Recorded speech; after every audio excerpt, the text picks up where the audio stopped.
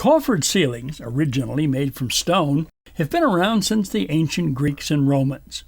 These days, homeowners are finding themselves attracted to the modern version of this classical architectural feature.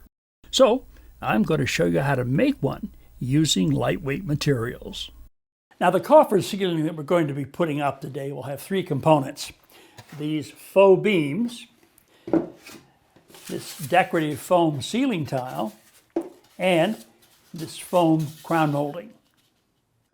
Now, I think of a coffered ceiling as a series of rectangles or boxes laid out in a grid pattern.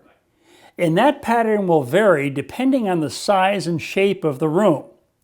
I've worked it out for our room here, and I've marked the location of each component on the ceiling with blue tape so you can get an idea of where we're going.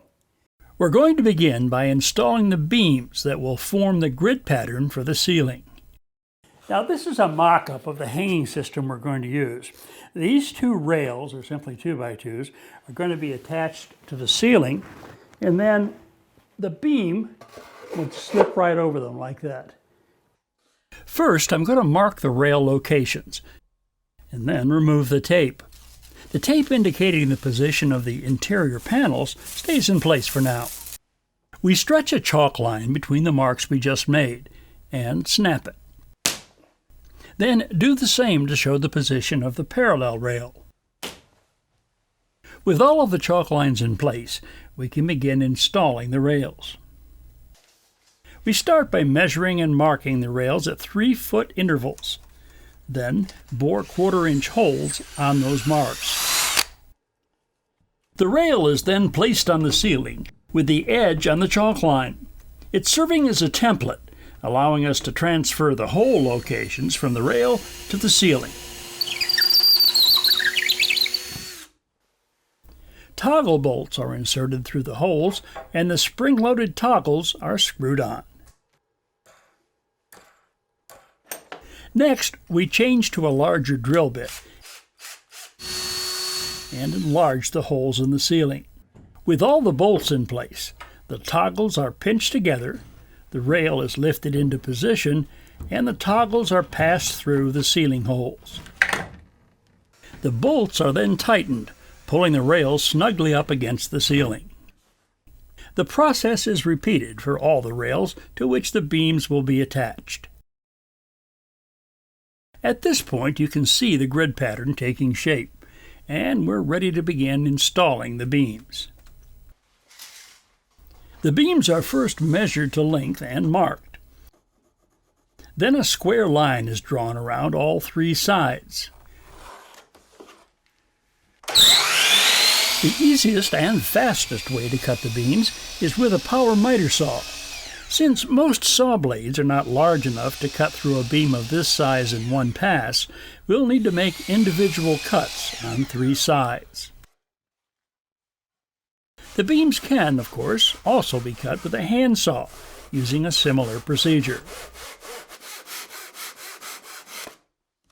These beams have come unfinished, so we'll paint them before putting them up. A foam roller works well for this. A quick side note here. If the beams are cut slightly longer than needed, they can easily be trimmed back using a sander. Because the perimeter beams are right up against the wall, we'll need to attach the wall edges by first applying a bead of construction adhesive.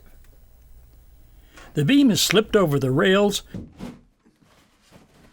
and secured either with finish nails or finish head screws.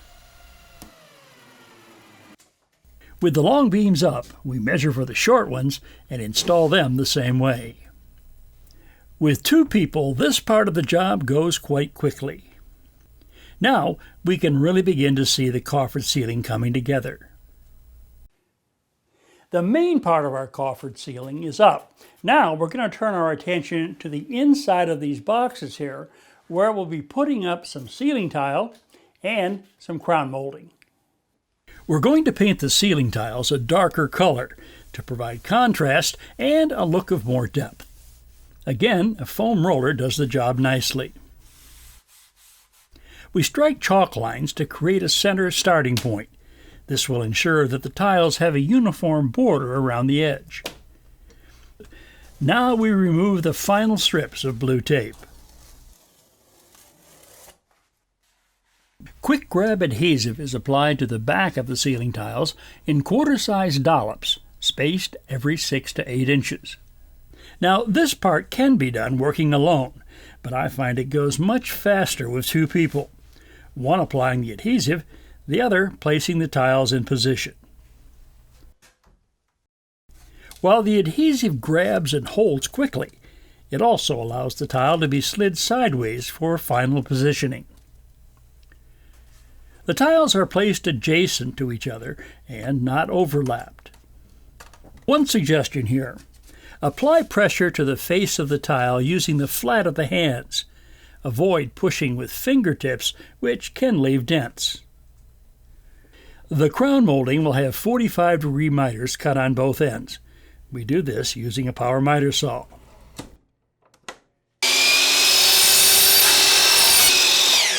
Beads of Quick Grab adhesive are applied to the back of the molding, and it's simply pressed into place.